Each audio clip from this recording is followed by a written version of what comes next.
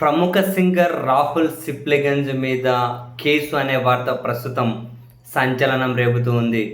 అయితే ఇక్కడ రాహుల్ సిప్లిగంజ్ మీద ఒకరి మీదే కాదు కేసు. రాహుల్ సిప్లిగంజ్తో పాటు కొందరు హైకోర్టు న్యాయవాదుల మీద, మరికొందరు జర్నలిస్టుల మీద, అందరి మీద విశాఖలోని ఎండాడ పోలీస్ స్టేషన్లో వాస్తవానికి మొదట అక్కడ విశాఖపట్నానికి చెందిన అంటే అక్కడే వేరే అంటే దగ్గర పోలీస్ కేసు అది ఒక స్టేషన్లో. ఆ తర్వాత దాని నుంచి ఎండాడకు మార్చారు ఆ కేసును. ఆ కేసు తీవ్ర దృష్టి ఎండాడ మహిళా పోలీస్ స్టేషన్కి ఏమో మార్చారు.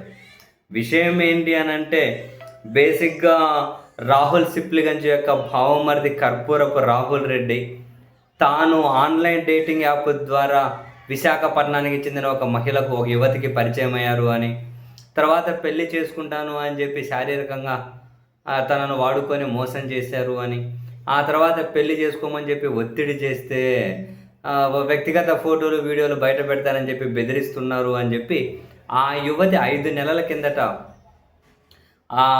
కర్పూరపు రాహుల్ రెడ్డి అంటే రాహుల్ సిప్లిగంజ్ వాళ్ళ బావమరిది తన మీద మాత్రమే కేసు పెట్టారు. ఆ తర్వాత ఏం జరిగింది అని చెప్పి ఆమె మళ్ళీ ఇంకో ఫిర్యాదు చేశారు.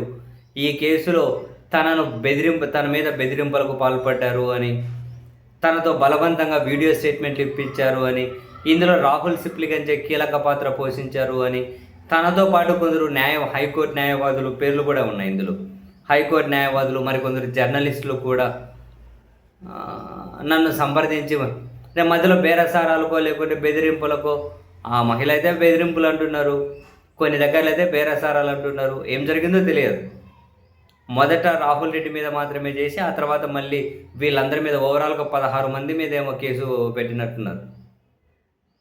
ఇందులో సింగరు, హైకోర్టు న్యాయవాదులు, జర్నలిస్టులు, సో మొత్తం అందరి మీద ఆ యువతి కంప్లైంట్ ఇచ్చింది.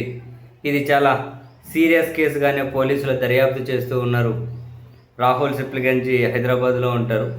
కేసు ఇప్పుడు విశాఖపట్నంలో కేసు ఇది ఫైల్ అయింది.